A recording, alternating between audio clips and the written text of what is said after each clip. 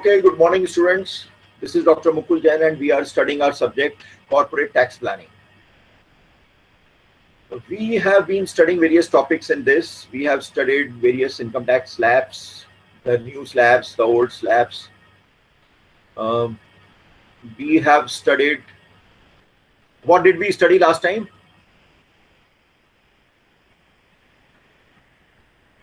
Yes, we had studied, profit and gains from business and profession, partnership firms, LLPs.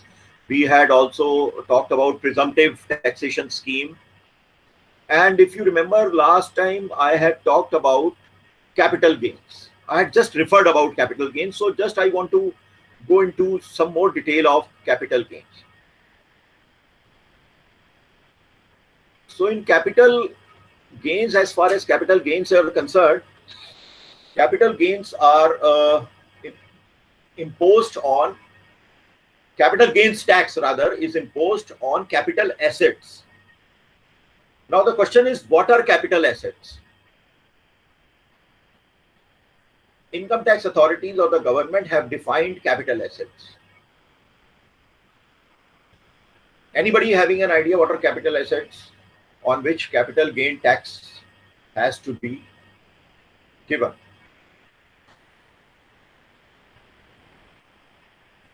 For example, property, real estate is a capital asset.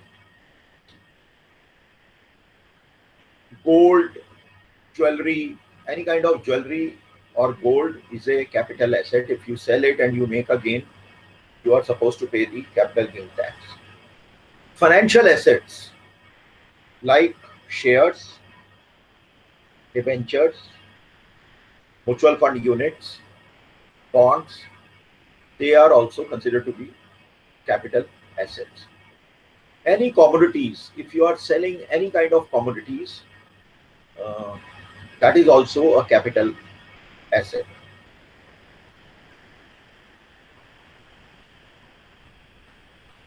So let me show you my presentation.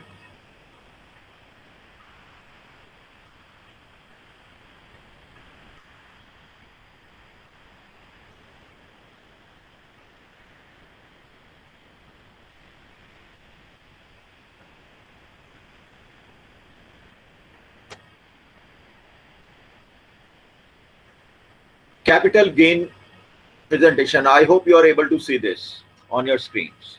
Yes, sir.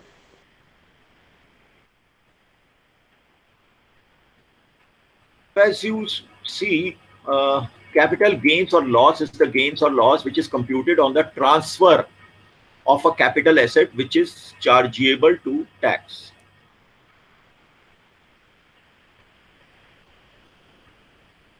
So for this we are defining what is capital asset under section 2, subsection 14. Capital gain is charged on the sale of a capital asset as specified under the Act. Capital asset refers to any property excluding the following specified asset. It does not include, capital asset does not include any stock in trade used for the purpose of business of the SSE.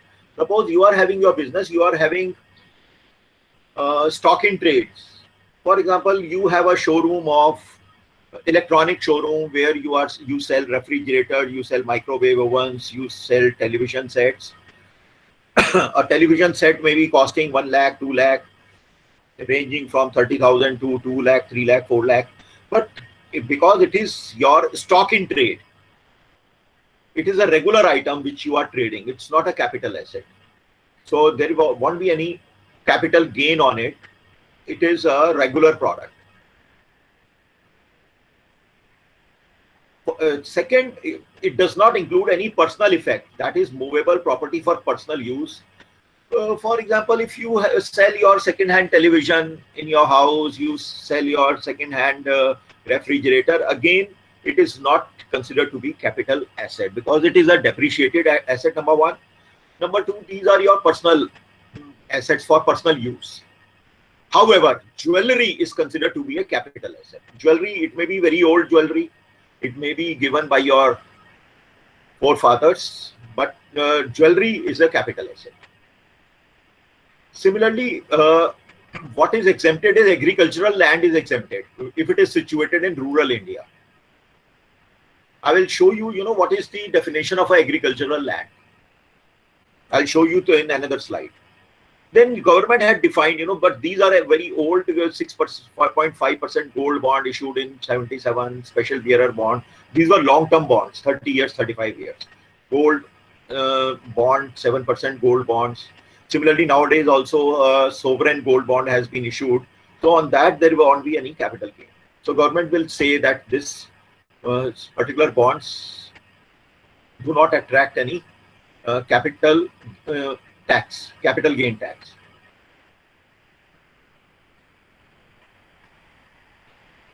So therefore, if you see in this slide, transfer. So capital gain is chargeable on the transfer of a capital asset.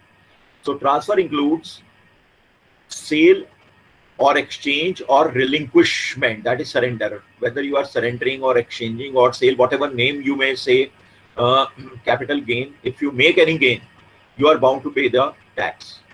Or even if you have compulsory acquired any capital asset, or you have converted your capital asset into stock in trade, then also capital gain is charged. Or you have got the possession of immovable property on transfer, or you are enjoying any immovable property and its rights. Now there are two kinds of capital gain tax. One is short-term gain tax and other is long-term gain tax. For this, let me show you another slide which is more, where the language is more easier. It is made by the income tax department itself. Tax on short-term capital gain. First of all,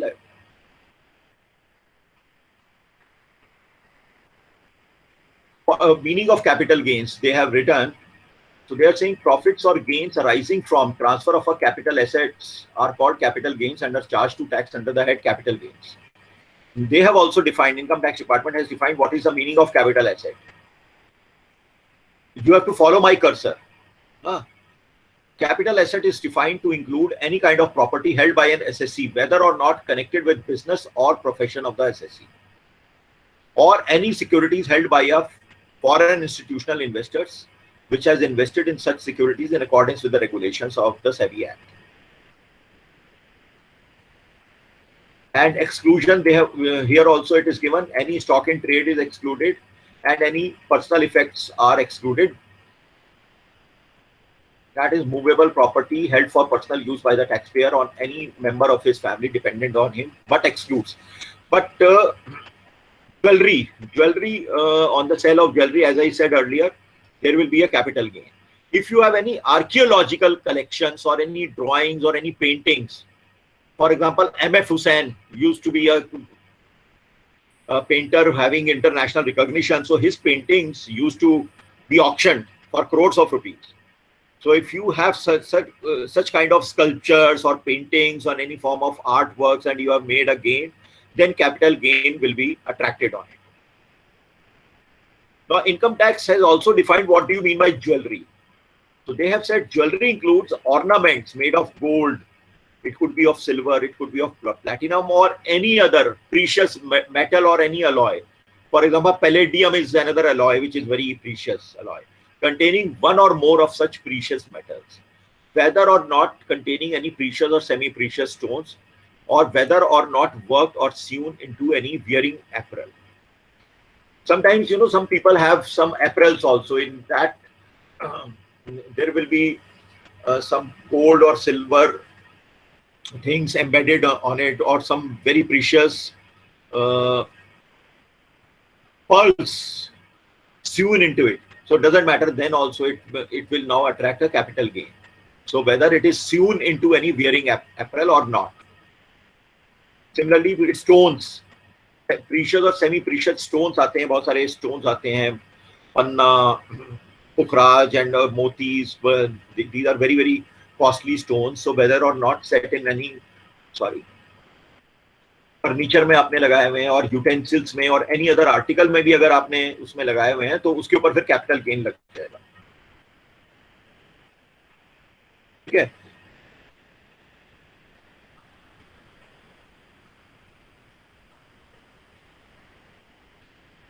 अब देखिए agricultural land की क्या definition है.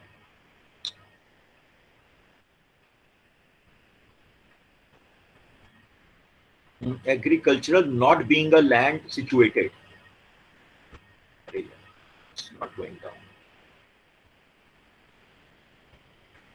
ये just एक general knowledge के लिए है आपके.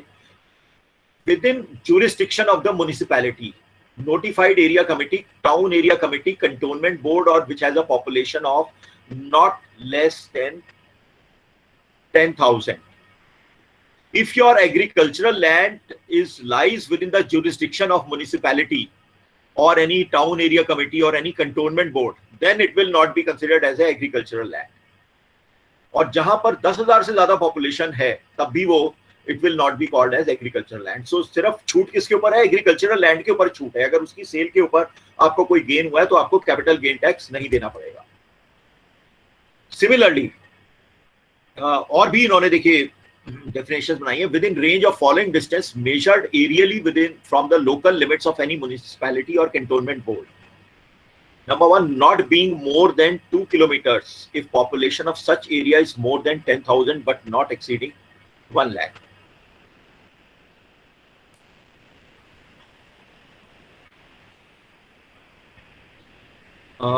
इसका मतलब क्या हुआ? अगर 2 किलोमीटर के अंदर अंदर आपका एग्रीकल्चरल लैंड है, 2 किलोमीटर दूर है म्युनिसिपल एरिया से या कैंटोनमेंट बोर्ड से, तो उसकी पॉपुलेशन 10,000 से ज्यादा हो सकती है but it should not exceed 1 lakh. अगर 6 किलोमीटर ज्यादा है कैंटोनमेंट बोर्ड या म्युनिसिपल एरिया से, then population of such area is more than 1 lakh but not exceeding 10 lakh. And if it is more than 8 kilometres if population of such area is more than 10 lakh. By the way, our institute JK business school, from such definition, it lies in a agricultural land because municipal area say kilometers distance is measured, and so the government defines that area to be an agricultural land area or a municipal area, right? So just by the way, just for general knowledge and general awareness, I am telling you, in the case of universities also, when they give affiliations to the institutes, they say if your land is in a rural area की definition में आता है तो आपको let's say 5 एकड़ के land में आपको कॉलेज बनाना पड़ेगा, तब हम आपको यूनिवर्सिटी का एफिलिएशन देंगे मिनिमम. अगर सिटी एरिया में तो वहां पर कम है उनके नॉर्म्स, वहां आप 2 एकड़ है मेरे ख्याल में, 1 या 2 एकड़ में आप अपना कैंपस बना सकते हैं. तो लाइक दैट. सिमिलरली यूनिवर्सिटीज के लिए भी नॉर्म्स हैं. अगर आप प्राइवेट यूनिवर्सिटी बनाना चाहते हैं तो उसमें UGC के नॉर्म्स हैं. एग्रीकल्चरल एरिया में इतना लैंड होना चाहिए, अगर सिटी एरिया लिमिट में है तो कम लैंड पे भी, क्योंकि सिटी एरिया में you will not get so much large land at one point, at any one point, right? Yes, sir.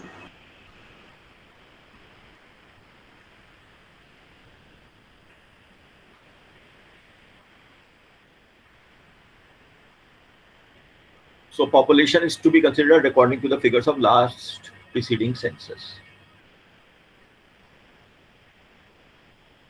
For example, एक illustration दिया हुआ है इसमें. क्लियर है ना आपकी स्क्रीन पे ये जो मैं पढ़ रहा हूँ? Yes, sir. अच्छा, illustration. Mr. Kumar purchased a residential house in January 2019 for rupees 84 lakh. He sold the house in April 2019 for 90 lakh. So in this case, a residential house is a capital asset for Mr. Kumar, and hence there is a gain of 6 lakh. That is 90 lakh minus 84 lakh. So gain is 6 lakh arising on the account of sale of residential house.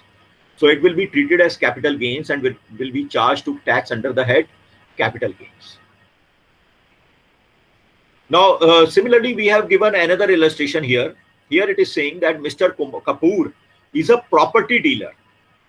He purchased a flat for resale. This property dealer, he keeps on buying flats and keep on reselling it. So it is his regular business. So therefore it is written that the flat was purchased in January 2019 for 84 lakh, same, and sold in August 2020 for 90 lakh. So in this case, Mr. Kapoor is dealing in properties as his ordinary business. So hence flats so purchased by him would form part of stock in trade of the business. So in other words, for Mr. Kapoor, flat is not a capital asset, and hence gain of 6 lakh arising on account of sale of flat will be charged to tax as business income and not as capital gain. Now this is very important, because he is regularly, dealing in property. He is buying and selling, buying and selling. So this is his regular business. So flats or any land is not a capital asset for him. It is a stock in trade. It's an inventory for him, you can say, in other words. So he will show the gains as regular business profits, not as a capital asset for him. Right? Any question over here? No, sir. Similarly, the same analogy we can apply. Yeah. Similarly, the same analogy we can apply for jewelry. If you are a jeweler, you have a shop of jewelry. You are regularly, every day, you are selling ornaments. You are selling gold. Maybe you are selling gold coins, gold biscuits, gold jewelry, silver jewelry. So it is your stock in trade. It's your regular inventory. So as a dealer of jewelry or as a jeweler, you are not, for you, it's not a capital asset. But for you and me who are having jewelry in our home, if any jewelry, and if we sell it, we are supposed to pay capital gain. Or if we invest, nowadays, gold is increasing like anything. If we buy gold and after a few months or a few years, if we sell it at a higher rate, then the gain is a capital gain. Or if we sell it at a lower rate, then it is a capital loss.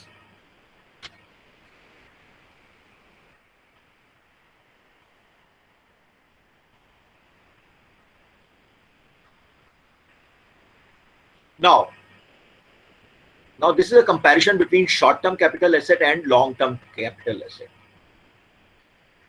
Here, there is a lot of words written over here. So I will straight away just tell you, for different assets, there are different rules. In the case of shares, equity shares and equity-based mutual fund, I'll just minimize it so that you can just see.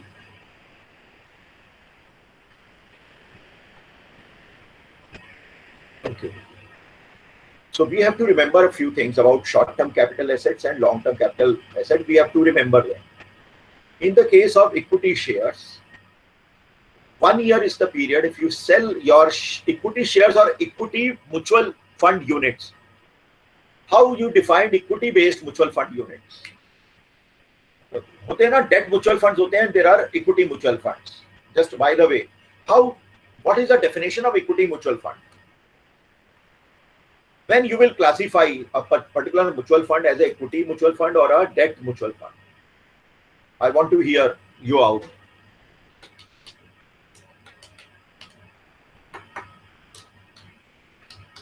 Anybody? No idea, sir. अच्छा, no idea. ये तो पता चलता है नाम से कि equity based mutual fund वो होगा जिसके अंदर मैक्सिमम इन्वेस्टमेंट फंड मैनेजर ने इक्विटीज में लगाया होगा, है ना। और डेट फंड म्यूचुअल फंड वो होगा जहां पर मैक्सिमम इन्वेस्टमेंट उसने डेट में लगाया होगा, जैसे बॉन्ड्स में या डिबेंचर्स में, जिसमें फिक्स्ड इनकम मिलती है। ये तो क्लियर है नाम से। तो इसका स्पेसिफिकेशन क्या है म्यूचुअल फंड इंडस्ट्री के लिए? If the mutual fund manager has classified a fund as equity mutual fund, then at least he has to invest 65% in equity. Minimum उसका 65%, जितना पैसा उस investors का है, minimum 65% has to be invested in equity. Then it will be known as a equity based mutual fund. From 65 to 100% he can invest in equities. Whereas the otherwise, if it is less than 65% in equity, it will be known as a debt fund. Even if the fund manager has invested 50% in equities and 50% in debt, still it will be known as a debt fund according to this definition. This is clear? ये याद रहेगा अब आपको? Yes. तो ये rule है और बहुत सालों से चला रहा है म्यूचुअल फंड इंडस्ट्री के लिए, सेबी का रूल है। तो अब इसके अंदर क्राइटेरिया ये है कि अगर आपने इक्विटी बेस्ड म्यूचुअल फंड में इन्वेस्ट किया है तो आपके लिए कैपिटल गेन जब होता है, आपको अगर कोई प्रॉफिट होता है तो अगर with in 1 year, similarly shares के साथ भी यही है कि अगर आप 1 साल के अंदर अंदर उसको सेल कर देते हैं अपने शेयर्स को, तो and you make a gain, it is known as short term capital gain. If you sell any time on the completion of 1 year or any time after that, even if you have sold your share on 365th day or 366th day or after 10 years, it is known as long term capital gain. अब क्या rates हैं वो अभी आपसे discuss करते हैं. Now as regards bonds, debentures and debt-based mutual funds are concerned, and gold is concerned, gold jewelry is concerned, or any kind of jewelry is concerned, if you sell your assets within 3 years, it is a short-term capital gain or loss. If you sell any time after 3 years, that is at 3 years or any time after 3 years, then it is a long-term. So any debt-based instrument like debt-based mutual funds,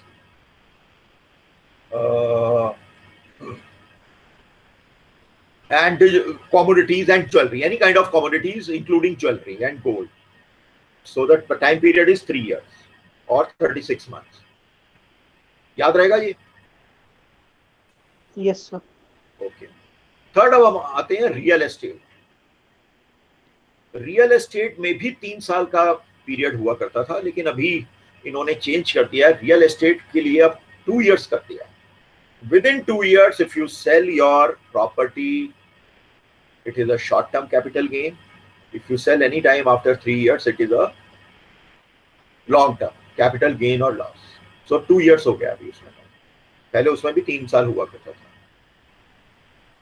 तो ये बस main assets इसमें आ गए सारे. And once again आप देखिए, अब हम वापस let us go to the slide.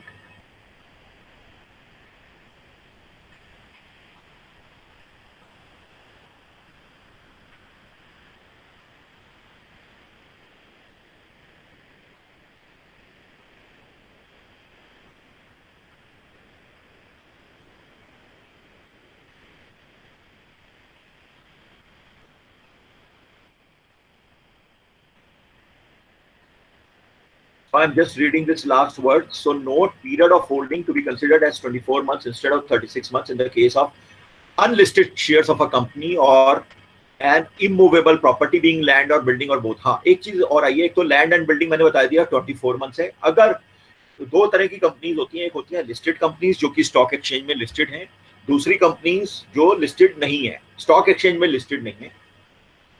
उसमें प्राइवेट लिमिटेड कंपनीज भी आ जाती हैं और पब्लिक लिमिटेड कंपनीज भी आ जाती हैं, बट अनलिस्टेड कंपनीज, उनके शेयर्स के लिए 24 मंथ्स है. उसमें भी इट्स नॉट 1 ईयर. अगर उसके शेयर्स से आपको कोई कैपिटल गेन्स हुआ है तो you will take 24 months period. ठीक है.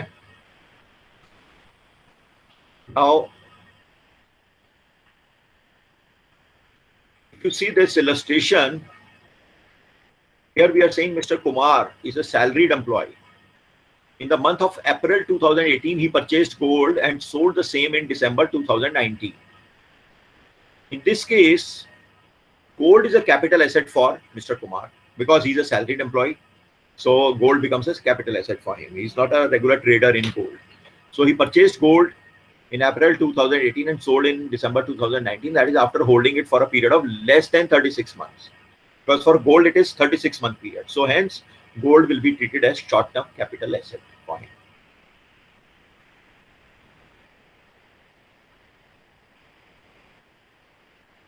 So similarly, we see another illustration here, illustration number 4.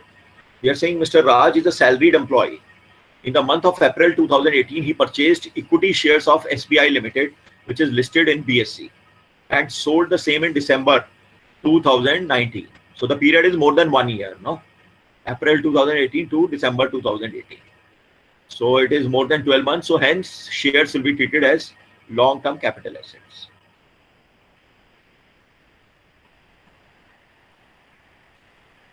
Now another example, illustration number 5. You see my cursor, I am saying Mr. Vikas is a salaried employee. In the month September 2017, he purchased unlisted shares of ABC Limited. It's an unlisted company, not listed on the stock exchange, and sold the same in May 2018. So that is, it's even less than 1 year. So in this case, shares are sold in assessment year 2021. Hence, period of holding is to be considered as 24 months instead of 36 months. So shares will be treated as short-term capital assets.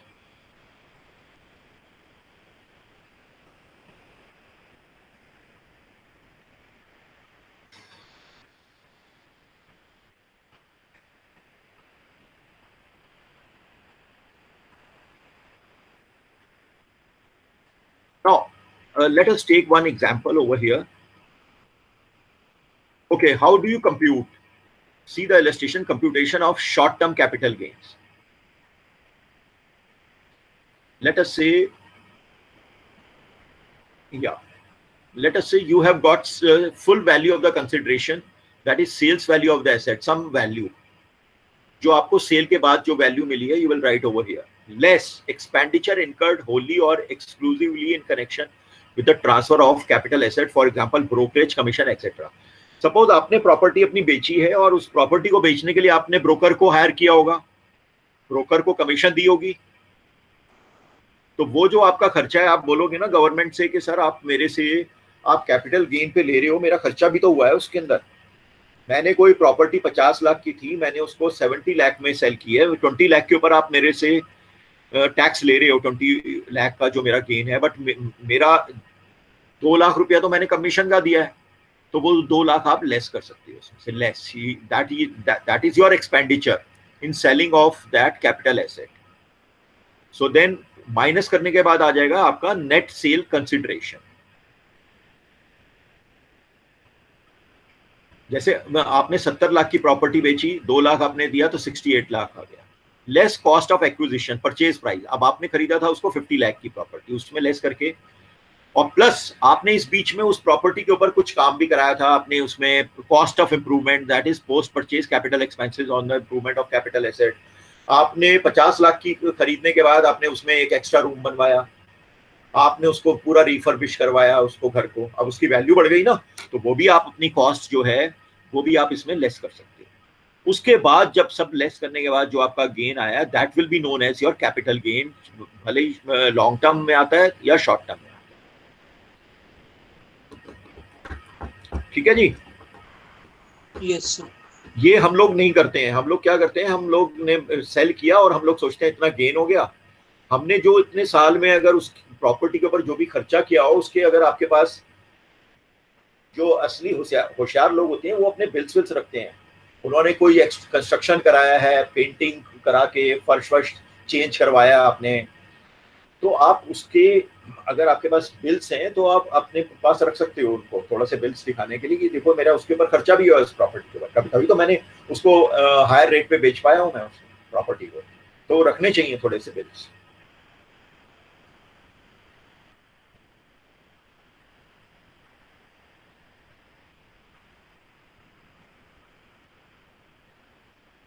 इन्होंने यहाँ पर एक हमने एक और example दिया है, that Mr. Kaushal is a salaried employee. In the month of December, he purchased gold worth 8,40,000, sold the same in August 2019 for 9 lakh. At the time of sale of gold, he paid brokerage of 10,000. What is the amount of taxable capital gain? तो ये 9 लाख हो गया sale consideration, तो ये less than 36 month है तो short term capital gain लगेगा। सो expenditure आ गया उसका ब्रोकरेज का 10,000, सो 8,90,000। देन कॉस्ट ऑफ एक्विजिशन, उसने खरीदे था gold 8,40,000, so cost of improvement is nil, gold के ऊपर कोई इंप्रूवमेंट, कॉस्ट ऑफ इंप्रूवमेंट नहीं होगा, तो उसका capital net short term capital gain कितना हो गया 50,000।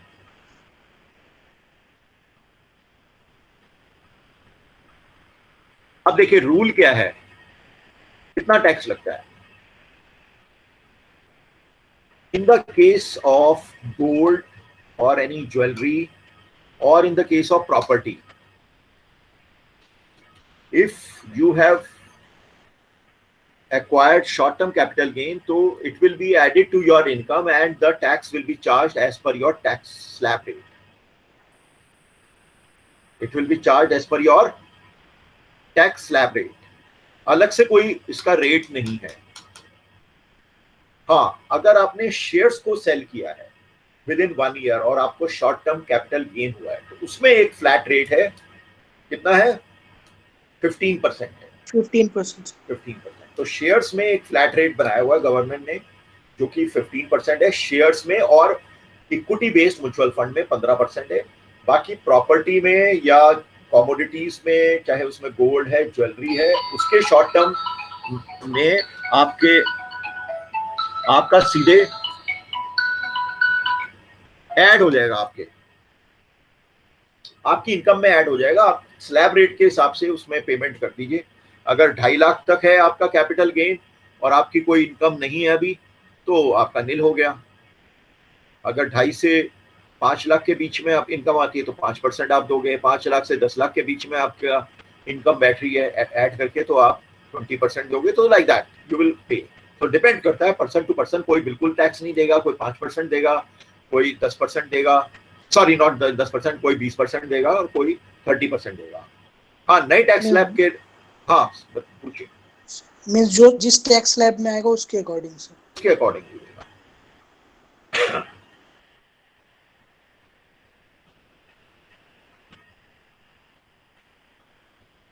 देखिए इसमें आया भी है, ये मैं जो आपको बता रहा था, equity oriented mutual fund means a mutual fund specified under section 1023D and 65% of its investable funds out of the total proceeds are invested in equity shares domestic companies.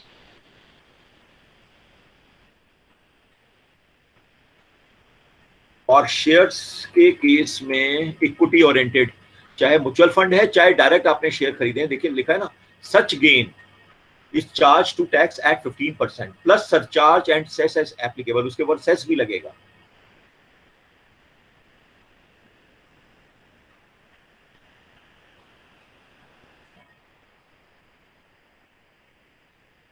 With effect from assessment year 17-18, the benefit of concessional tax rate of 15% shall be available even where STT is not paid. Security transaction tax is not paid, provided that transaction is undertaken on a recognized stock exchange located in any international financial service center and consideration is paid or payable in foreign currency.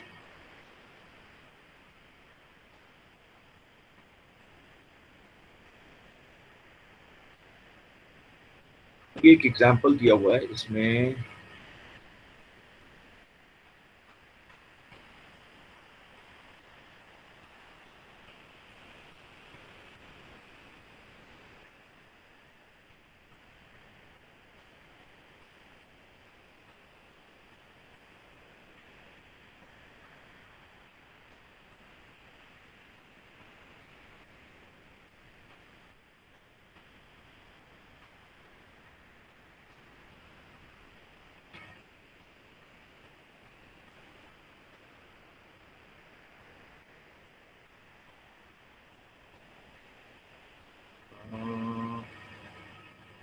मैं एक चीज और आपको बताना चाहता हूँ.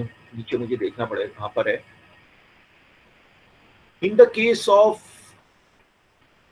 Property and gold, एक और बड़ा इंपॉर्टेंट एक कॉन्सेप्ट है कि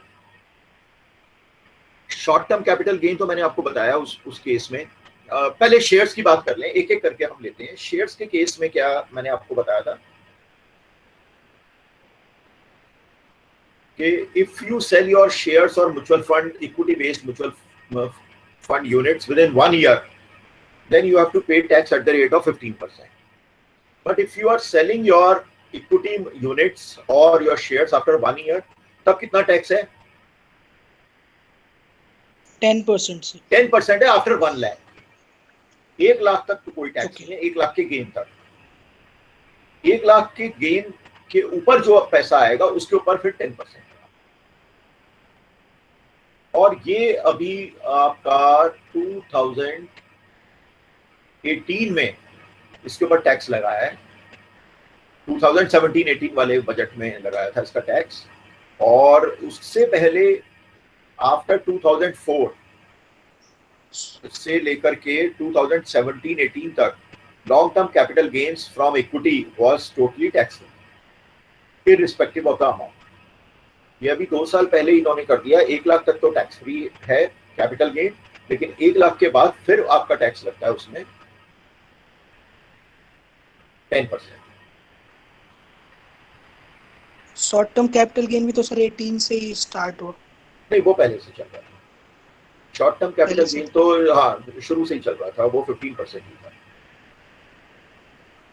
इसी की वजह से अगर आप देखिए कि 2004 के बाद जिस तरह से हमारा स्टॉक मार्केट इतनी तेजी से बढ़ा है, उसका रीजन ये था कि long term capital gain totally tax free हुआ करता था। उसकी वजह से इसमें काफी पैसा आया हमारे मार्केट में, और उसकी वजह से मार्केट इतना तेजी से बढ़ा। और अभी भी आप देखिए कि since the period of this lockdown and Covid, lot of money is now coming in the stock market. Why? Because the bank interest rates are now very less. They are 5%, 5.5%. So people are now putting their money in the stock exchange. So despite the fact that companies' sales are down, companies' revenue in this quarter are down, still the stock market, the Sensex is rising, Nifty is rising, because a lot of domestic money and retail investors have now joined the stock market. अब हम बात करते हैं property की। Property में हमने आपको बताया कि विद इन 2 years अगर आप अपनी प्रॉपर्टी सेल करते हैं तो whatever gain you make is added to your income and you pay tax according to the slab rate. However, if you sell your property anytime after 2 years, then it is a long-term capital gain. Now, what is the tax rate? Now, the tax rate is, I would like to write on here.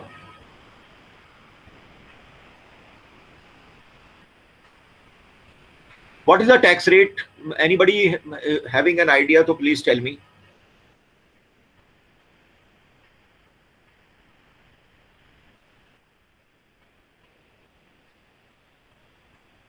Long term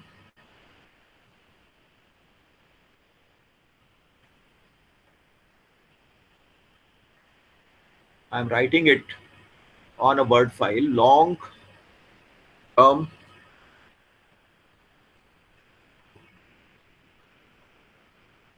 capital gain in the case of real estate.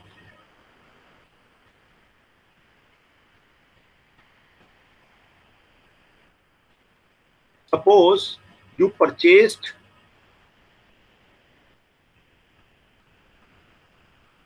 a property in year 19, let's say 2001, in rupees, let's say 30 lakhs. Now you sold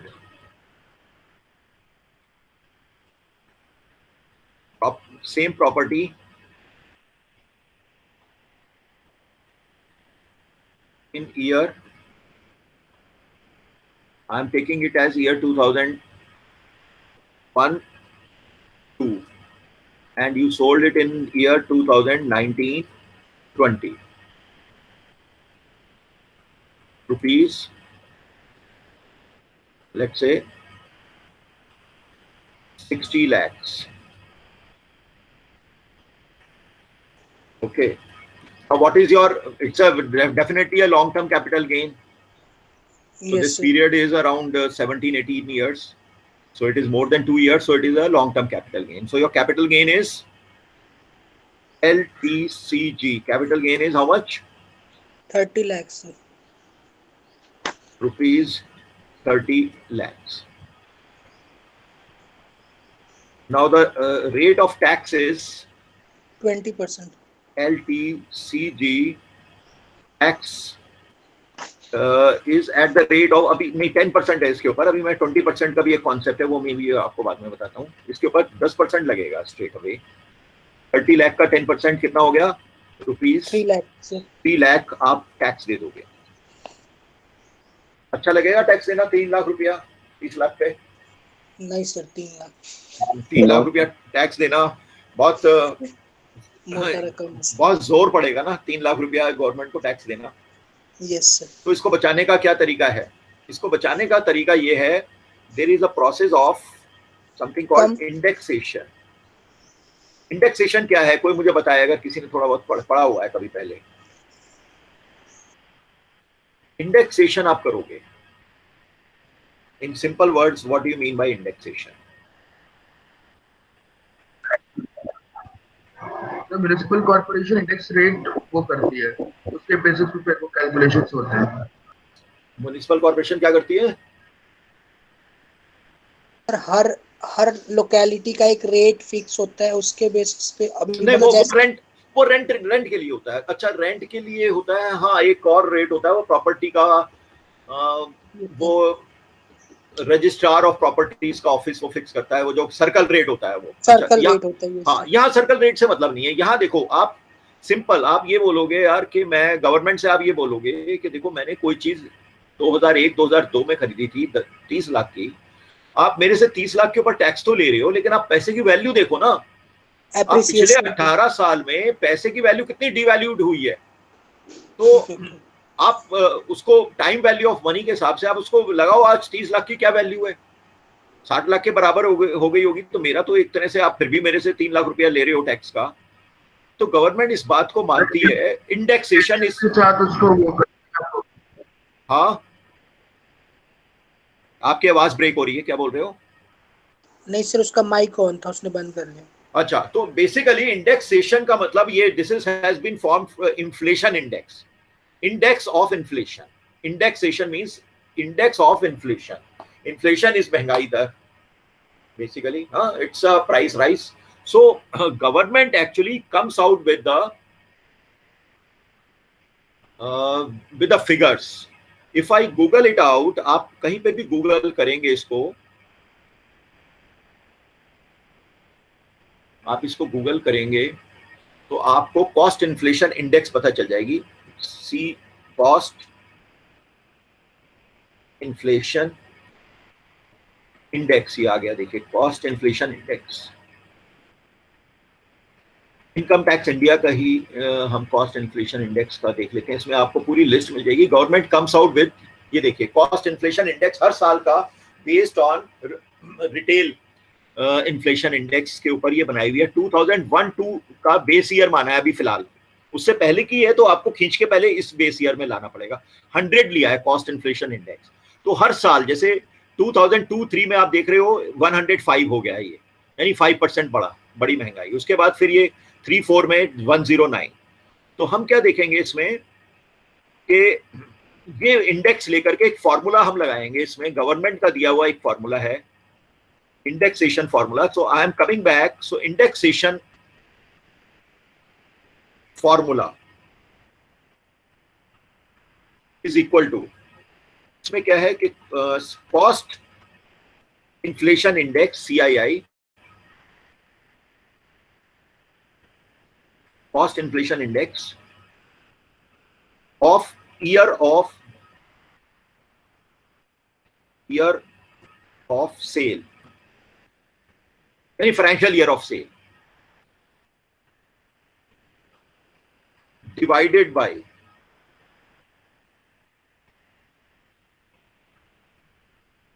cost inflation index of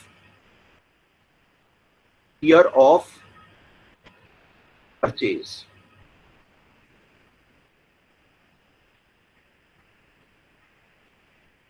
ये ठीक है। ये पूरा जो है ये आप इसका निकाल लीजिए। इस सब को, परचेज को आप फिर इसको मल्टीप्लाई कर दोगे। You will multiply it by So CII of year of sale divided by CII of year of purchase, and then you multiply it by your purchase price और cost price. तो ये आपकी आ जाएगा, आपका इंडेक्स्ड प्राइस आ जाएगी. पहले हम निकालते हैं 90 लाख. हाँ एक मिनट. CII ऑफ हमारा ईयर ऑफ सेल था 2019-20 year of sale, which is 2019-20, और year of purchase हमारा क्या है? 2001 and 2. 2001 and 2. ठीक है. अब हमने लिस्ट में गए हम 2000 100 and 301 is 1920 का है 289. 289. देखिए 2021 का भी गवर्नमेंट ने पब्लिश कर दिया है अभी 301, क्योंकि शुरू हो चुका है ना. तो ये हो गया 289, ये हो गया डिवाइडेड बाय 100 था. Yes sir. 100. इसको हमने मल्टीप्लाई करना है with purchase price. Purchase price कितनी है मेरी? 30 लाख. तो this is equal to 289 divided by 100 कितना हो गया? 2.89 multiplied by 30 lakh. This is equal to, मतलब जो आज उस दिन का जो 2001-2 का जो 30 लाख है वो आज 2.89 टाइम्स हो गया. 2.89 गुणा हो गया उसका. तो ये आ गया आपका 30, 1, 2, 3, 4, 5 multiplied by 2.89. This is equal to 86 lakh 70,000. Okay, this is my, what is this called? My indexed cost of purchase या एक्विजिशन. ये मेरी प्राइस बैठती है आज टाइम की इंडेक्सेशन कॉस्ट लगाने के बाद. मेरी कॉस्ट है और मैंने सेल कितने में किया है? Sold in 60 lakh. 60 लाख. तो एक तरह से मेरे को लॉस हुआ है ये. This is a so capital loss of, कितना हो गया ये? 26 लाख. बताइए कहां मैं 3 लाख रुपया टैक्स दे रहा था और कहां ये मैंने अब लॉस दिखा दिया 26,70,000 का. ये देखो मेरा एक तो ना सिर्फ टैक्स बचा, मैं लॉस दिखा दिया मैंने. और एक चीज मैं और पढ़ाऊंगा आपको, उसको बोलते हैं सेट ऑफ लॉसेस. सपोज मेरी कोई और प्रॉपर्टी थी जिसमें मेरा गेन हुआ था, मैं उसके साथ इस लॉस को एडजस्ट कर सकता हूं. अगर दूसरी प्रॉपर्टी से मेरे को मतलब 30 लाख तक का 26 लाख तक का अगर गेन हुआ है तो मैं लॉस के साथ एडजस्ट कर दूंगा, तो उसका भी टैक्स बचा लूंगा. This is called new index cost of acquisition of purchase. So this is the benefit. ये गवर्नमेंट ने इंडेक्सेशन का बेनिफिट दिया है in the case of property and in the case of date funds. ये shares में नहीं है ये बेनिफिट. शेयर्स में इंडेक्सेशन का फॉर्मूला नहीं लगता, ये इसमें लगता है, प्रॉपर्टी में लगता है, किसी भी कमोडिटी में लगेगा, आपकी ज्वेलरी में लगेगा, और आपके debt mutual fund, debt based mutual fund में लगेगा. है बढ़िया चीज. Yes sir. So indexation is nothing but indexation formula. So like this you can see. So every year government, अगर हम जैसे 2021 में आ चुके हैं तो इसका गवर्नमेंट पहले से ही ये अनाउंस कर देती है कि इसका ये कॉस्ट इन्फ्लेशन इंडेक्स जो है 301 है. तो उसको सिंपल है कि आप क्या कर रहे हो यहाँ पर, ये देखिए हर साल का दिया हुआ है. तो जिस साल में आपने प्रॉपर्टी अपनी बेची है, अगर आपकी कोई प्रॉपर्टी जैसे बहुत पुरानी एक्वायर की हुई है, आपके फोर फादर्स की है, आपके फादर ने एक्वायर की थी 80s में की थी 70s, तो वहां से फिर आपको खींच के लाना पड़ेगा 2001-2 में. यहां उसकी कॉस्ट निकल जाएगी उसकी. उसमें 2-3 स्टेज में शायद आपको करना पड़े, 2-3 स्टेज में फिर आप यहाँ उसकी कॉस्ट ले आए, यहाँ फिर आप ये वाला इंडेक्स लगा दोगे. उस कॉस्ट को निकाल के। तो इस तरीके से हम लोग अपना टैक्स बचा लेते हैं। अब इसमें रूल क्या है कि अगर आपने इंडेक्सेशन में, ये तो लॉस आ गया, अगर मेरा यहाँ पर प्रॉफिट आता, यहां पर भी गेन आता करने के बाद, तब 20% लगता। तो गवर्नमेंट कहती है कि without indexation, so the rule I would say tax rule और indexation is 10%, 10% without indexation or 20% with indexation, whichever is less. So government has given you a choice that if you are getting gain even after 20%, then after indexation, then you have to pay 20%. Then you calculate with 10%, your tax is coming low, or with 20%. So whichever is less, you can avail that. You can give that tax. और 20% के बाद बन ही नहीं रहा है तो there is no tax, or the tax will be less. With 20% के साथ कम टैक्स बैठ रहा है तो आप वो वाला दे दो. So in the case of jewelry, in the case of debt based mutual fund, क्योंकि म्यूचुअल फंड्स वगैरह या डेट बॉन्ड्स बहुत पुराने खरीदे हुए होते हैं लोगों ने, 20-20 साल के, प्रॉपर्टी बहुत पुरानी होती है, तो आपको ये इंडेक्सेशन का फॉर्मूला लगा करके आप अपना टैक्स सेव कर सकते हो. लेकिन इन्होंने क्या किया है कि इंडेक्सेशन का भी बेनिफिट ले रहे हो और फिर 10% नहीं, फिर आपको 20% देना पड़ेगा. इंडेक्सेशन का आप दो बेनिफिट एक साथ नहीं ले सकते. एक बेनिफिट ले रहे हो तो उसके बाद फिर आप 20% टैक्स दोगे. I think, is it clear to all of you, or if there is any other doubt, then please tell me. Clear, sir.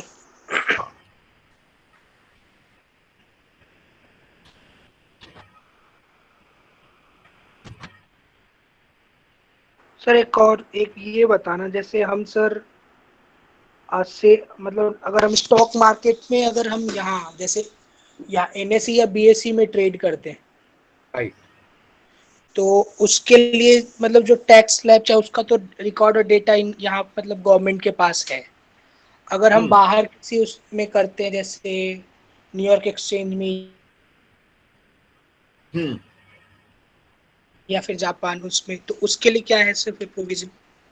वो तो डेटा सबसे ज्यादा और भी अच्छी तरह गवर्नमेंट के पास होगा, because when you are trading in any foreign exchange, then you have any, when you are dealing anything in foreign currency, so the foreign currency has to be taken through some media, some dealer who would be recognized by the government, so everything will come under the government eye that you have dealt in some foreign exchange. नहीं sir, मतलब उसका कुछ tax slab different है या same ही ऐसे ही होगा? हाँ, उसमें मैंने उस दिन बताया था ना, it depends on your residential status. If your residential status, your resident and ordinarily resident of India, so doesn't matter if it has, your money has come from foreign company or through investment in foreign exchange, you are still liable to pay tax in India according to the Indian tax rules. But if you are a non-resident, then yes, you will pay according to your own country tax rule. If you are a resident but not ordinarily resident, then आप tax तभी पे करोगे जब वो company foreign की ही company है और वहीं आप ज्यादातर रहते हो, उसका मतलब तब आप वहां के रूल के हिसाब से पे करोगे. Okay sir.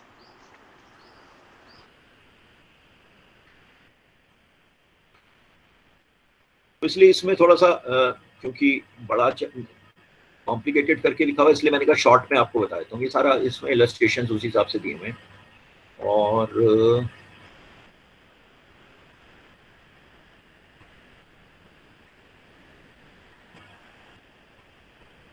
similarly, let me show you another slide for long-term capital gain.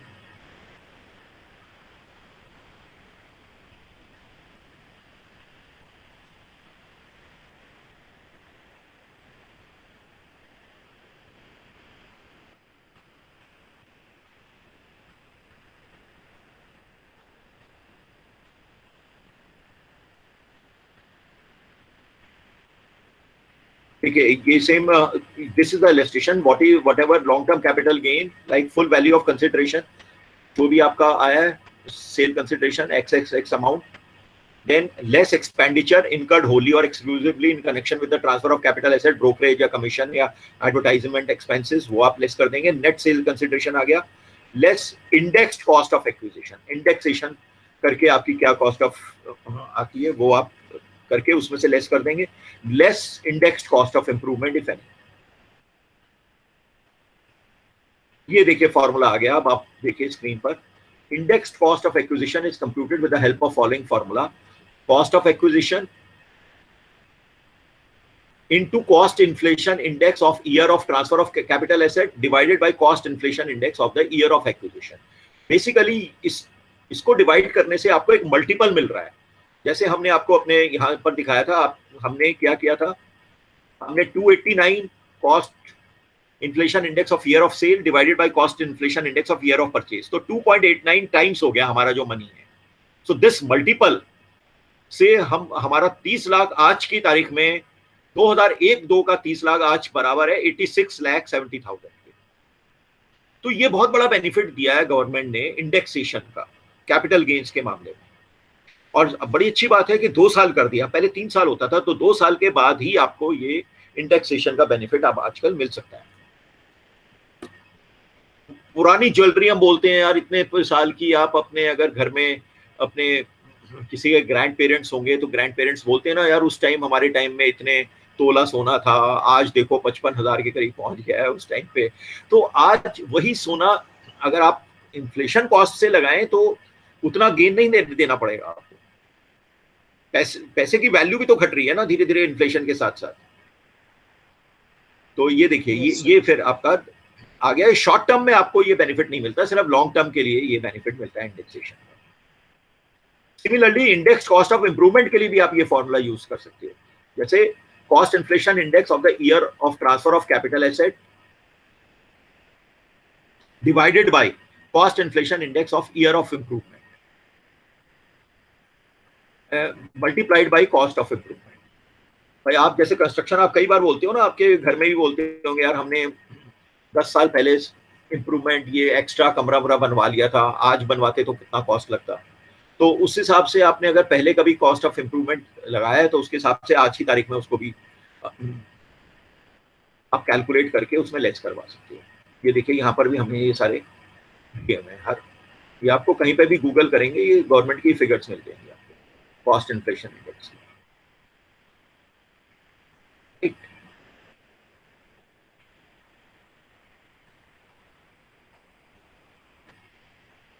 अब जैसे इन्होंने ये एक और एग्जांपल दिया है, इन्होंने ये एसेट सेल किया 10,10,000 में. ये क्वेश्चन दिया हुआ है मई 2004 में कोई एसेट खरीदा था 84,000 रुपीज का पीस ऑफ लैंड, और उसको सेल कर दिया अप्रैल 2019 में, यानी लॉन्ग टर्म कैपिटल गेन है 15 साल के बाद, for 10,10,000. Brokerage the 10,000. So taxable capital gain कितना होगा?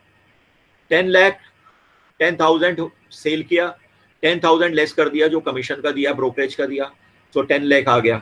इंडेक्स्ड कॉस्ट ऑफ एक्विजिशन आ गया 84,000 का बनता है 2,14,000. ये नीचे कैलकुलेट किया हुआ है कॉस्ट ऑफ एक्विजिशन. ये इन्होंने 289 डिवाइडेड बाय 113 मल्टीप्लाइड बाय 84,000, तो इसका कॉस्ट आ गया 2,14,832. तो ये लेस कर दिया और कॉस्ट ऑफ इंप्रूवमेंट कुछ नहीं है. तो अब कैपिटल गेन लॉन्ग टर्म आ गया 7,85,168. इसके ऊपर आप 20% उसको टैक्स देना पड़ेगा. सर तो वो ये 10,10,000 पे तो 10% लगेगा, तो इससे कम ही लगेगा उस पे. हाँ, तो फिर उसमें जिसमें कम लगेगा फिर वो वाला देगा. ये भी देखिए नीचे दिया हुआ होगा इसमें.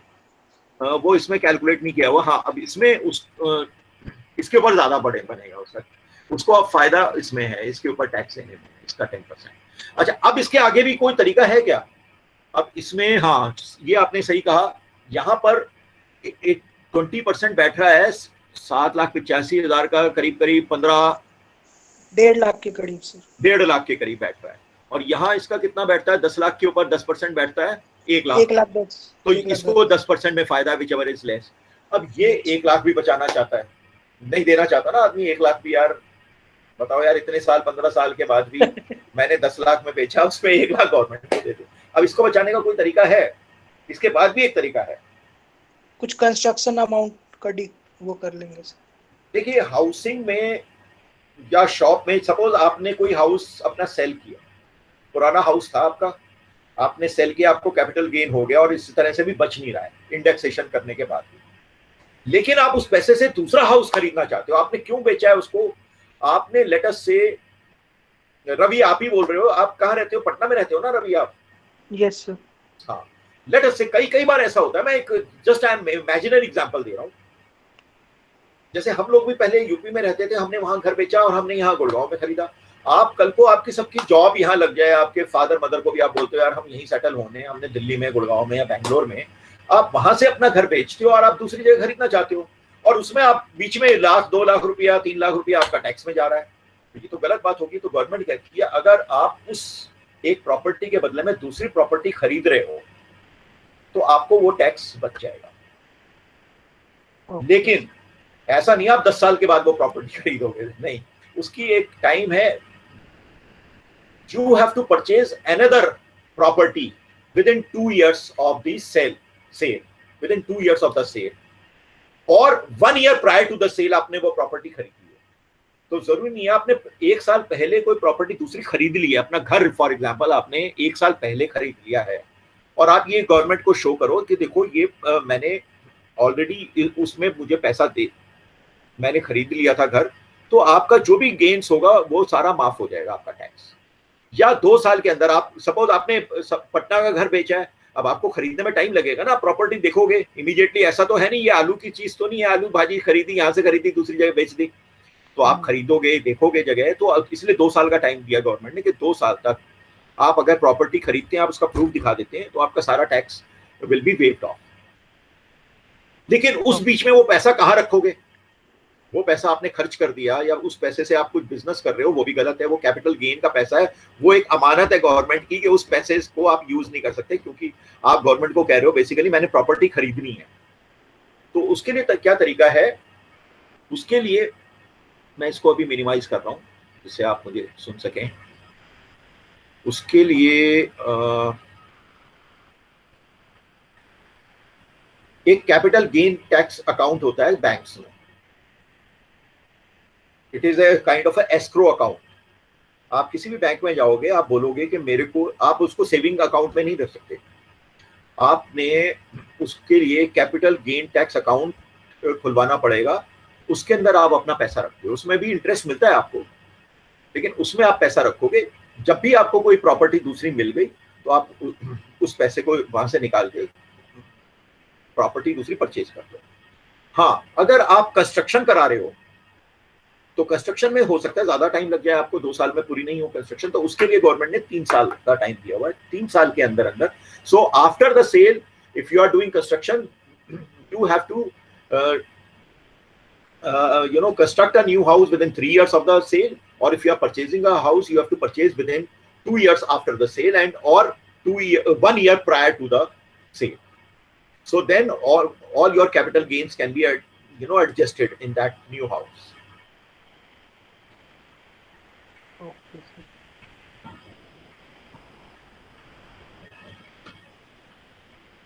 Now I think everybody is hearing ये सारे रूल्स आपको बड़ी अच्छे लग रहे होंगे, इंटरेस्टिंग रूल्स है ना, कितनी नॉलेज भी आपको, आप अपने ऊपर भी अप्लाई करोगे ना इनके, these are all practical things.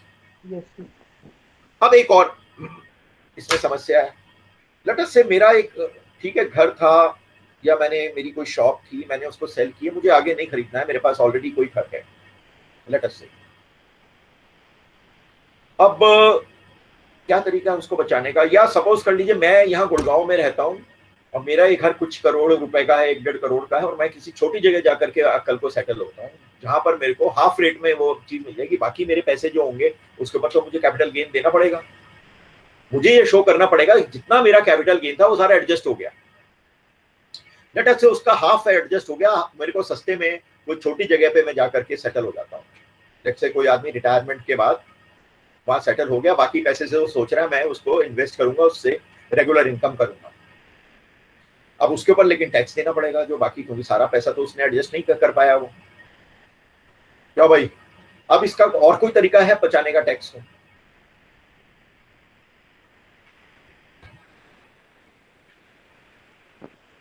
कोई लैंड ले लेंगे सर। कोई क्या ले लेंगे? लैंड। लैंड ले लेंगे। देखो, घर के बदले में घर लेना पड़ता है, शॉप के बदले में शॉप लेनी पड़ती है, लैंड के ऊपर नहीं है लागू होगा ये।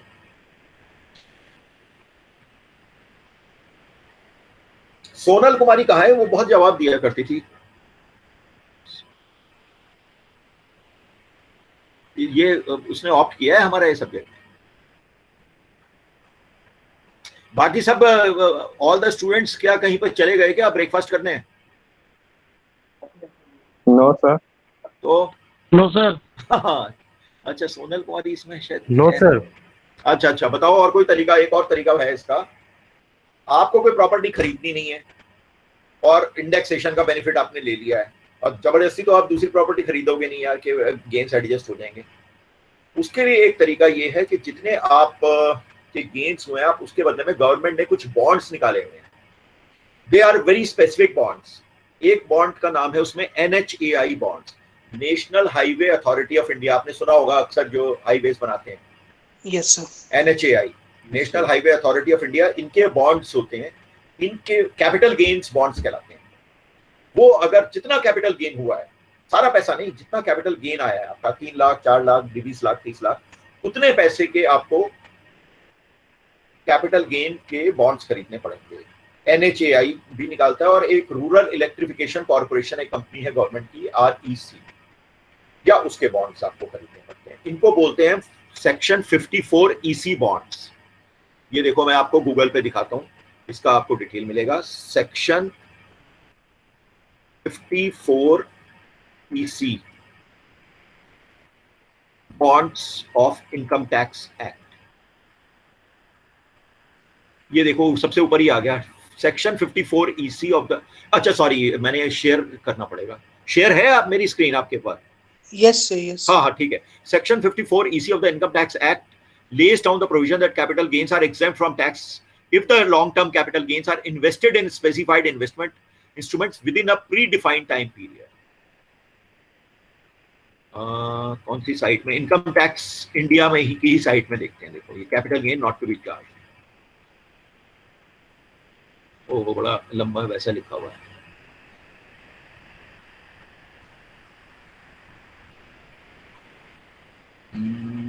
दूसरी साइट निकालता हूँ, इसमें बहुत ही कानूनी भाषा है। छोटा छोटा लिखा हुआ है।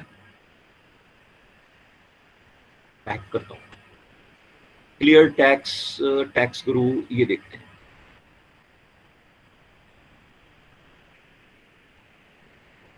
ये देखो, 6 महीने के अंदर अंदर इन्वेस्ट करना होता है सेल के। वेयर द कैपिटल गेन, देखिए मेरा कर्सर देखिए, where the capital gain arising from transfer of long term capital gain being land or building or both, and the assessee has at any time within a period of 6 months after the date of such transfer invested the whole or any part of a capital gains in the long term specified asset, then the capital gain shall be dealt with in accordance with the following provision. Example लिखा है, if for example if cost of specified asset is 50 lakh and capital gain is of 40 lakh, whole of 40 lakh shall not be charged to capital gain. 10 lakh होगा तो 10 लाख आपको invest करना होगा।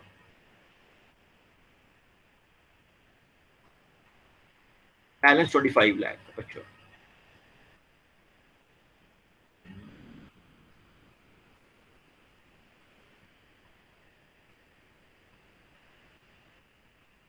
इन्होंने पूरा explain वो कर दिया, तो मैं कर चुका हूँ। वो मैं आपको दिखाता हूँ कौन कौन से हैं।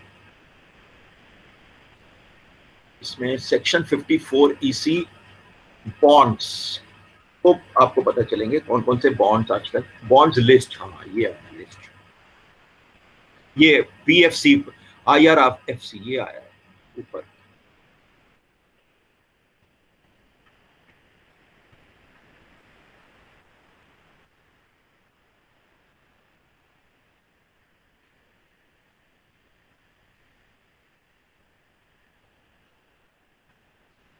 इसमें क्या है ना, आपका 54 EC बॉन्ड है और इसमें इंटरेस्ट भी मिलता है आपको, ऐसा मतलब आपका इन्वेस्टमेंट हो गया एक तरह से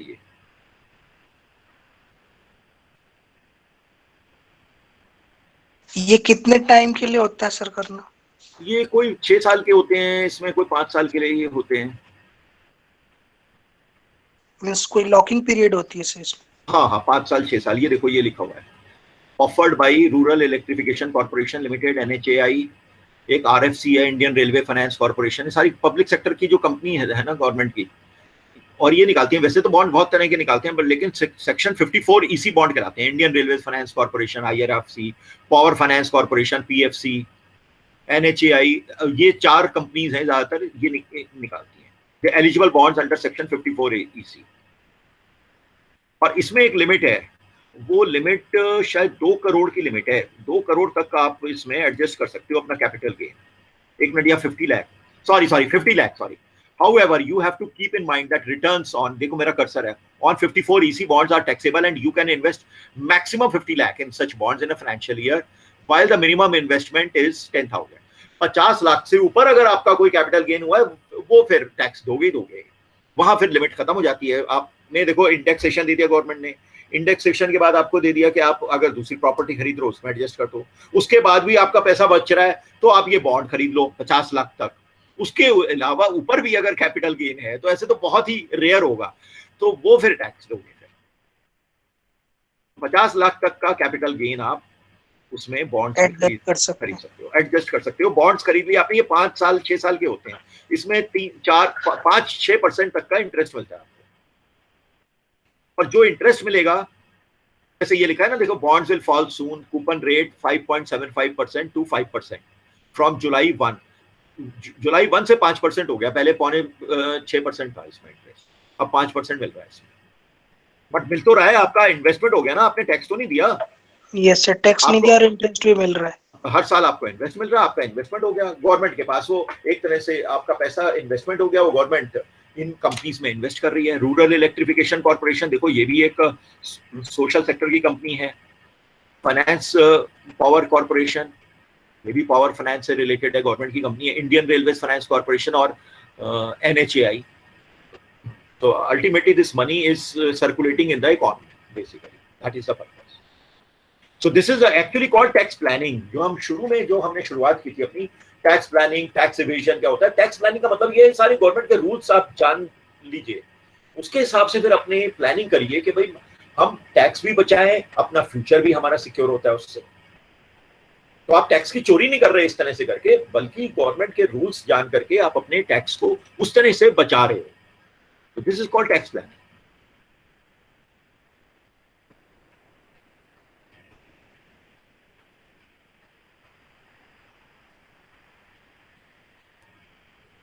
यही चीज देखो, अब आप इतनी सी बात के लिए CA के पास जाओगे आप, तो वो आपसे 10-20 हजार रुपया ले लेगा इसी कंसल्टेंट के। यस। और यही आपने थोड़ा सा पढ़ लिया और फिर आप और अच्छी तरह आपको बेसिक पता चल गया इसके आगे, और आप थोड़ा बुक से पढ़ लीजिए तो आप अपने ऊपर इसको अप्लाई कर सकते हैं। Why to give money to CA for this many information? वो यही कैलकुलेशन करके आपको दिखाया, आप कहोगे यार इसने बहुत बड़ा काम कर दिया। देखो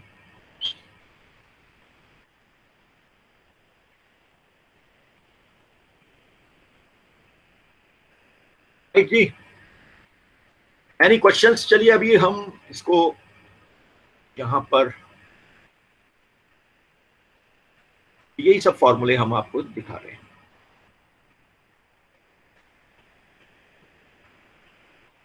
ये सब फॉर्मूले मैंने आपको सिंपल करके बता दी हैं। एक्चुअली प्रेजेंटेशन वगैरह मैंने बड़े बुक्स में बड़े कॉम्प्लिकेटेड करके लिखी हुई होती हैं चीजें सारी। इनकम टैक्स की आप या कोई भी टैक्सेशन की बुक ले लीजिए, इन्होंने इतना कॉम्प्लिकेटेड करके सब चीजें लिखी हुई होती हैं कि हमको पता ही नहीं चलता है, इतना छोटा छोटा लिखा होता है इतने छोटे छोटे फॉन्ट्स में, तो वहाँ वो सारा कंफ्यूजन हो जाता है। इसलिए हम लोग इनकम टैक्स, इसलिए लोग ढंग से उसको समझ नहीं पाते। सो मैंने उसको बहुत सिंपल ढंग से आपको बताने की कोशिश की है। अभी only 5 minutes are left, 5-6 minutes are left, so therefore I invite any other questions, any other clarifications regarding this.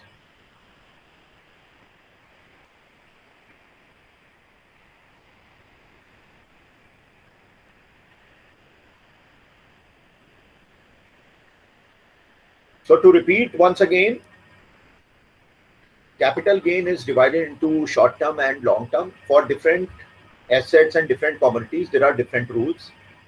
As far as real estate property is concerned, and as far as debt mutual funds is concerned, as far as jewelry and commodities are concerned, there is a benefit of indexation. For real estate property, the time limit is 24 months. For others, the time limit is 36 months, that is 3 years. Same debt based mutual funds अगर आपने खरीदे हैं 5 साल पहले, 10 साल पहले, तो 3 साल के बाद हैं, तो उसमें भी आपको सेम इंडेक्सेशन का बेनिफिट आपको मिलेगा।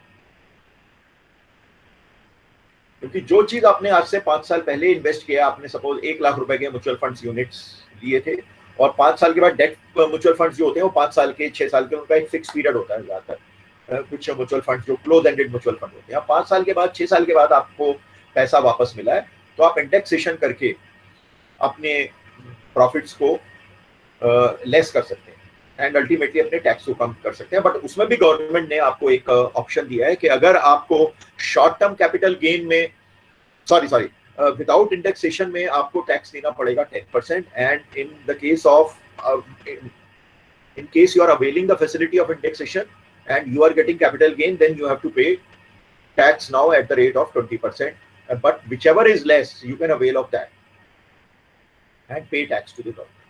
In the case of property or in the case of jewelry, you have the benefit that if you purchase another asset from the capital gains, and in the case of property, if you purchase an asset within 2 years of the sale, and if you show that you have adjusted all your capital gains in buying a new property, a new house, then you won't be charged any capital gain tax. Or if you have purchased a property 1 year prior to the sale, then also you are exempted from paying any tax. If you don't intend to purchase any property, or even after purchasing the property there is some unabsorbed amount of capital gains, in that case you can buy bonds as per section 54 EC bonds, so which are specified by the government, like Rural Electrification Corporation REC bonds, or NHAI bonds, or Power Finance Corporation bonds, or Railway Finance Corporation bonds. But you have to see that these bonds are section 54 EC bonds, and till the time you have not invested either in bonds or in property, you are planning to invest, you are not sure, so in the meanwhile you can keep that money in an escrow account, which account is known as a capital gains account, which is available in the banks.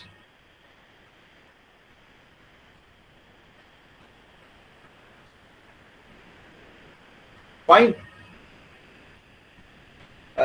You also fine, yes, no? Yes, sir. Yes, sir. Now, Yes, sir. before moving on to security transaction tax and GST, that also we will be talking, I also want to take up another important topic, which is called set off of losses and carry forwarding of losses. So I am creating the background of it. Set off of losses का मतलब ये होता है जो which I just referred to during my lecture today. Suppose I had 2 properties, or I had shares. I deal in shares. So in some of the shares I have made profits, and some of the shares I have made loss. So in the case of profits, government is taking capital gain tax from me. What about my losses? So first of all, I will adjust my profits with the losses. So that is also another way to save my taxes. So that is called set off of the losses. यानी adjust करना profits को दूसरे losses के साथ adjust करना. वो that facility is available either in property or in shares or in jewelry, in any commodity. Second is even after adjustment. Let's say मेरे shares थे बहुत सारे थे. मेरे 80% shares में तो loss था, 20% shares में profit था. तो मैंने profit तो let's say मेरा profit था 1 लाख रुपए का, और मेरे लॉसेस थे 3 लाख रुपए के. तो 1 लाख तो एडजस्ट हो गया, 2 लाख के लॉसेस अभी भी बच गए. तो इस साल मैं किसके साथ एडजस्ट करूं? तो मैं उसको अगले साल कैरी फॉरवर्ड कर सकता हूं. तो कितने साल हम उसको कैरी फॉरवर्ड कर सकते हैं, वो सारे rules we will try to understand, because वो भी बहुत जरूरी है हमारे लिए समझने के लिए कि हम उसको कितने साल तक, बिजनेस लॉसेस हुए, मेरे 2 बिजनेस हैं, मेरा बिजनेस लेट अस से जैसे आईटीसी कंपनी है, कॉन्ग्लोमरेट कंपनी है, उसके होटल्स भी हैं, सिगरेट इंडस्ट्री भी है, पेपर इंडस्ट्री भी है, एफएमसीजी में भी है। एक बिजनेस से लॉस हुआ, दूसरे से प्रॉफिट हुआ, तो प्रॉफिट को लॉस के साथ एडजस्ट हो गया, फिर उसको आगे कैरी फॉरवर्ड भी कर सकते हैं आगे के सालों में, तो कितने सालों तक वो इसको फॉरवर्ड कर सकते हैं। So we will talk about this in the next lecture. So I hope this knowledge is insightful knowledge to you today. जो आज की नॉलेज थी, कितने लोगों ने पढ़ी हुई थी? वो पहले पढ़ी थी ये सब आपने कभी? नो सर, नहीं पढ़ी थी? अच्छा गुड। तो नो सर, नहीं पढ़ी। यस सर, किसने बोला? अभी सर अभिजीत। अभिजीत, हाँ यस यस अभिजीत, ओके, आपने पढ़ी हुई थी, गुड गुड। तो एनीवे, इतने डिटेल में नहीं पढ़ी थी सर। हाँ इतने डिटेल में नहीं पढ़ी अच्छा थी सर। चलिए ठीक है, गुड गुड। एक्चुअली क्या होता है ना, कई बार हम पढ़ लेते हैं उन चीजों को ना, बेसिकली उनको स्मॉल सिंपल लैंग्वेज में हम लोग नहीं पढ़ पाते हैं, तो वो हम लोग क्या करते हैं, क्रैम कर लेते हैं, किसी तरह एग्जाम में पास हो जाते हैं, फिर वो बाद में उड़ जाता है हमारे माइंड से। मेरे ख्याल में हमने आपको सिंपल लैंग्वेज में पढ़ा है, तो I think it will be retained in your mind. Understanding से, यस।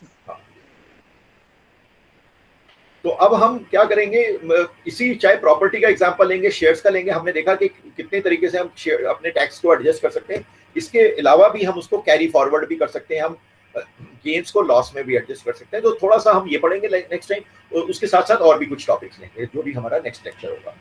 इन द मीनवाइल मैं आपको प्रेजेंटेशन भी भेज दूंगा, मेरे जो वीडियोस मैंने आपको भेज दिए हैं कल आपके ईमेल, कॉमन ईमेल आईडी में, आप उनको एक बार और विजिट करिएगा उनको, एंड सुनिएगा हमारे लेक्चर्स को।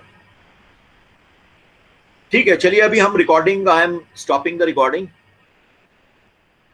अब आपसे कुछ पर्सनल